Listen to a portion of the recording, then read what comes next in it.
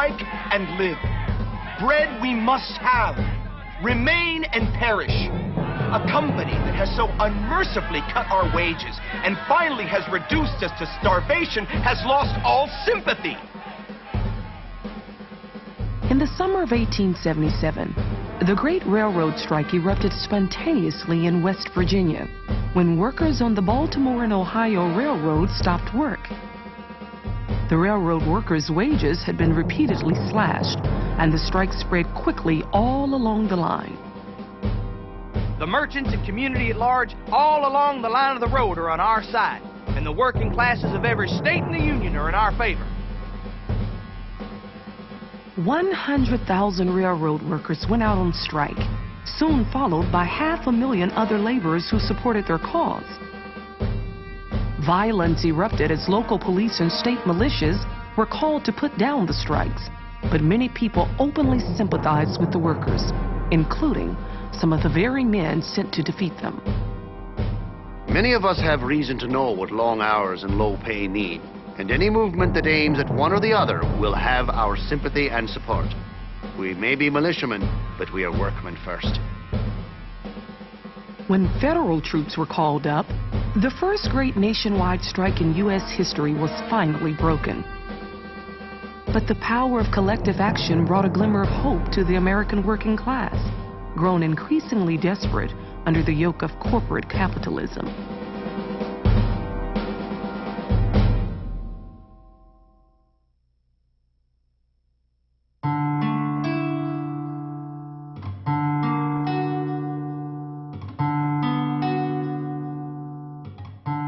In the early 19th century, you had independent farmers, you had slavery, you had artisans, you had crafts workers, you had domestic workers, you had small business people. By the end of the 19th century, more and more people were swept up into what was called the wages system. A system which people no longer possessed their own tools, no longer possessed their own shop, but now labored for someone else. For the majority of Americans, wage labor was rarely a means of getting ahead. It was a requirement of daily survival. Men, women, and even children worked long hours under hazardous conditions in exchange for as little as $1 a day. The American working class was extremely heterogeneous, ethnically, racially, and divided by gender as well. It's hard to speak of a working class. What you have is working classes. In the American South, slavery had been ended, but African Americans, although free, by and large labored on the land owned by whites under extremely harsh and brutal conditions. In the North, you had a developing factory system that was populated by native-born Americans who kind of occupied the upper level of management and or skilled work, and you had newer immigrants filling up sort of the bottom ranks of unskilled and common labor. Factory operators and the machine tenders in the textile mills in New England and in the sweatshops in New York were by and large teenage girls. You saw not many married women, white women, out working for wages, but an enormous number of teenage immigrant girls and the sons and the daughters of immigrants. Child labor was extremely common in the 19th century. There was an economic logic to bringing children into the workforce, sometimes in textile mills, to work besides parents, performing whatever labor that they could to contribute any way that they could to the family economy.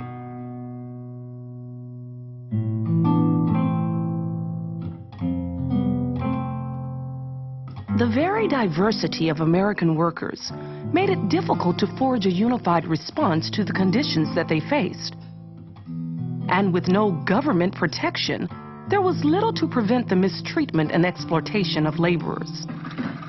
It was no uncommon thing in these sweatshops for men to sit and bend over a sewing machine continuously from 11 to 15 hours a day in July weather. They dared not stop working, knowing that there were plenty of other men ready instantly to take their places. Imagine a world in which there are no laws regarding health and safety on the job. Imagine a world in which there's no Social Security or unemployment benefits if you lose your job. Imagine a world in which there are no laws protecting the rights of labor to organize trade unions without suffering the consequences of persecution by their employers. No minimum wage laws. When wages are cut, there's nothing to fall back on. Working conditions were abysmal and led frequently to illness or injury. Lack of ventilation and safety precautions turned garment factories and sweatshops into fire traps. Industrial accidents were common. I commenced work in a factory where they made oil cans and tea caddies. Most every day it happens that a finger or hand was cut off, but what did it matter? They was paid off and sent home, and others would take their place. Employers viewed their workers, in many cases, not as fellow human beings, but as an army of labor, looking at them in a very utilitarian way. They're there to do the job. If they can't do the job, get out. We'll get someone else to do it.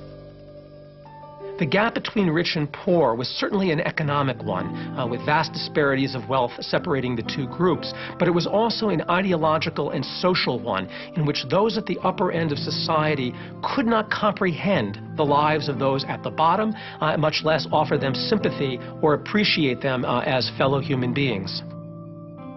Nowhere was there, apparently, any relief for this ferocious waste of human life. These people were cast into the turmoil of the let-alone civilization of America. No one paid any attention to them or cared what happened to them, with the result that many of them were literally worked to death.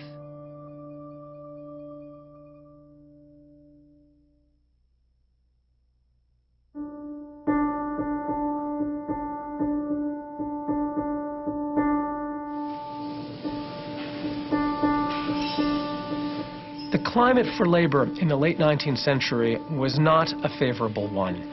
For the most part, employers disliked trade unions immensely and viewed them as intrusions on managers' right to organize production as they saw fit. The government didn't recognize the rights of labor to organize, much less strike and shut down production. All of the instruments of government were really connected to corporate wealth. They were not neutral. The people in government, whether they're justices on the Supreme Court or members of Congress, have much stronger ties to business than they have to working people. Labor activists were threatened with loss of their jobs and worse. For those who dared take on the dangerous task of organizing workers, inspiration could be found in a radical new theory that had swept Europe. No doctrine whatever made so quick its mark around the world. No doctrine ever made so many converts in so few years. Girls brought up in mansions, youths of rich and aristocratic parents worked as common factory hands, leading a life of misery only to preach the gospel of the saving of mankind. Socialism, communism, anarchism. In Europe, they had a background of political involvement and political consciousness, which was in many ways new to the American scene. Chicago had a very thriving, radical German community. They provided sort of the core of the militant labor struggles that spread around the country. American socialists in the late 19th and early 20th century argued that there was an inevitable conflict between labor and capital, that capital exploited the working class. In the place of a capitalist system, they proposed a whole variety of alternatives, economic cooperatives, in which workers owned their own factories. Others argued that the government, that the state ought to manage and run, to some degree, the American economy. In his autobiography, labor organizer Oscar Neebe recalled the cruel irony of wage slavery in a free market. I returned to New York when I was 14 years old. The bloody war was just over. I saw the sunburned soldiers in their torn garments returning from the South for they fought for freedom and liberty and broke down the slavery of the black race to enter the slavery of the white. He was a socialist. He was one of the first Marxists. When Marx's book came out, he decided that that was the right way of life and that it was going to provide a better life for everyone. And I'm sure that when he saw the conditions and the sense of poverty and so forth, he just couldn't stand it. He had to do something about it.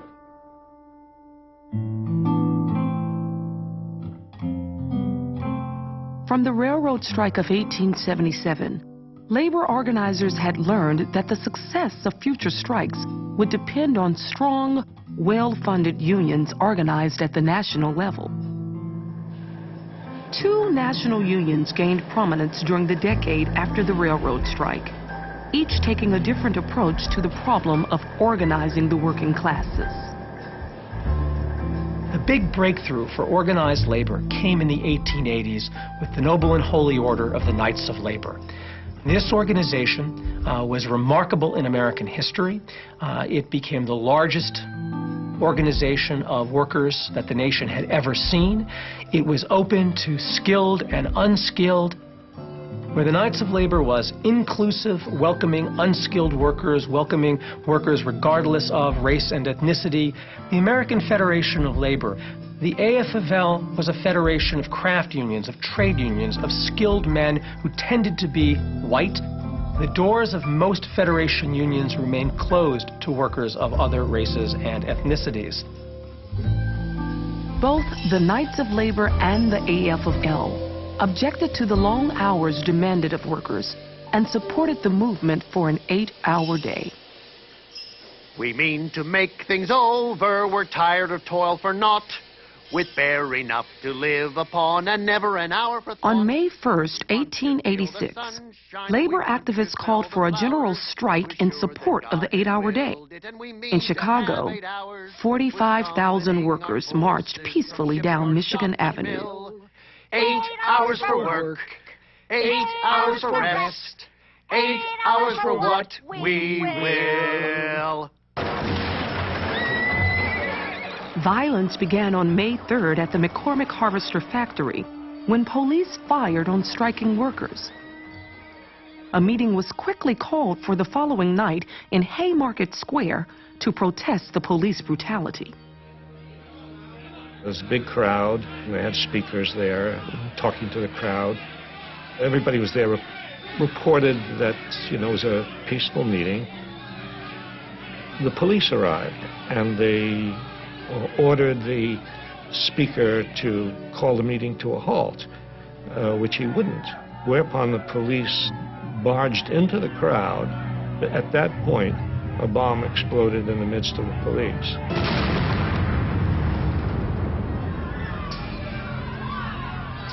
The explosion killed 7 police officers and wounded many more. The police opened fire on the crowd, killing several and wounding at least 200.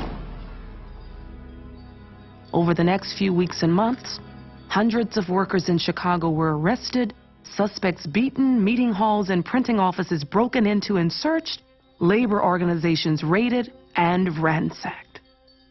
The ensuing repression broke the back of the strikes. The press participated in what we can call a national Red Scare, kind of drumming up fear and hatred. It had some of the same characteristics as later Red Scares in the sense that you did not have to prove individual guilt. In the end, 8 leading anarchists were selected for trial, including Albert Parsons and Oscar Neebe. These men have been selected, picked out by the grand jury and indicted because they were leaders. They are no more guilty than the thousands who follow them. Gentlemen of the jury, convict these men, make examples of them, hang them, and you save our institutions, our society. Parsons, who was kind of the head of this group of socialists, of these workers, was a block away when the bombing occurred. My grandfather was home. The rest of them were all away. They were convicted, they were sentenced to death, and it became a national issue and even an international issue. The Haymarket affair turned many people against organized labor and convinced others that its future was doomed. But for some, it had the opposite effect. The bloodlust of the press turned their stomachs, while the blatant partiality of the court caused it to be seen as a travesty of justice. 4 of the 8 were actually executed. One other, Louis Ling, blew himself up in his cell, and 3 others were eventually released, pardoned by Governor Altgeld.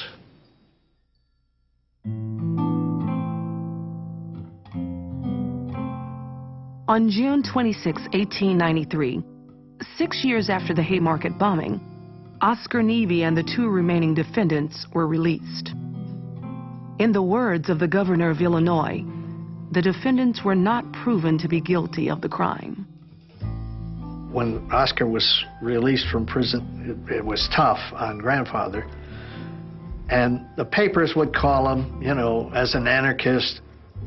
My grandfather, his family, my father's family all experienced rejection, living in a world where they were looked down upon because they had done this heinous thing, even though he was innocent and hadn't done anything.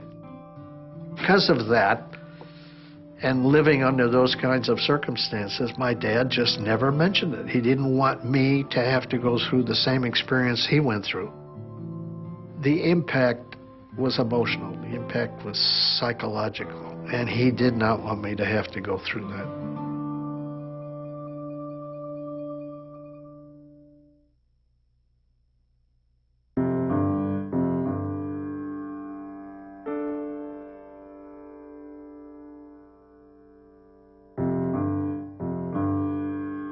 The 1890s brought 2 major clashes between capitalists and workers, the Homestead Strike and the Pullman Strike. On their outcome hinged the lives of thousands of individual workers and the future of organized labor. We see in the 1890s a series of labor wars where basically managers joined together and owners joined together to try to suppress the development of unions. And we can see this, I think, most dramatically in the Homestead lockout. They went up against Andrew Carnegie, one of the most powerful industrialists in America, and Henry Clay Frick, his manager. And Carnegie had dealt with the union in the past. He now came to the conclusion that more money could be made, his hands could be freer if he was free of dealing with the union, and resolved that he would no longer deal with the Amalgamated Association. If that were the case, organized workers thought, there would be no stopping him in changing conditions, cutting wages, increasing the working day, you name it. So this was a very important battle to define what rights would organized labor have, what skilled workers have in American society. The owners were very successful in mustering the state, generally the governor and the local state militia, to come in to prevent, quote, violence and to save private property. So that at Homestead, for example, the workers are very surprised when the National Guard comes in and in its role of protecting Mr. Carnegie's factory, helps protect strikebreakers who come in and take their job.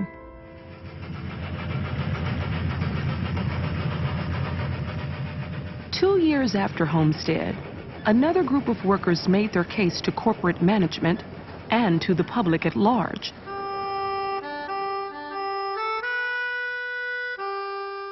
The company town of Pullman, Illinois, had started out to be a workers' paradise, but it ended up more like a prison. Pullman cars were manufactured in a little town, Pullman, Illinois, which was actually a company town, so that the employer not only controlled their worker lives, the employer was also their landlord. The employer also chose the schools that their kids went to, the ministers of their churches, the police who patrol the streets. We're born in the Pullman house, fed from the Pullman shop, taught in the Pullman school, catechized in the Pullman church, and when we die, we shall be buried in the Pullman cemetery and go to the Pullman hell. Pullman prided himself on taking care of his workers. But in the wake of the Depression of 1893, he slashed their pay 5 times without ever lowering their rent. That was the straw that broke the camel's back. We could not stand it any longer. I, like a good many others, had to stop carrying my dinner, as what I had to carry would have run through the basket.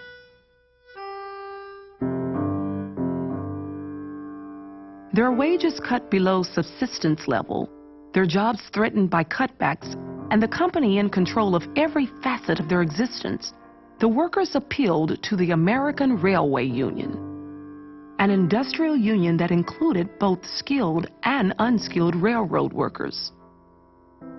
The American Railway Union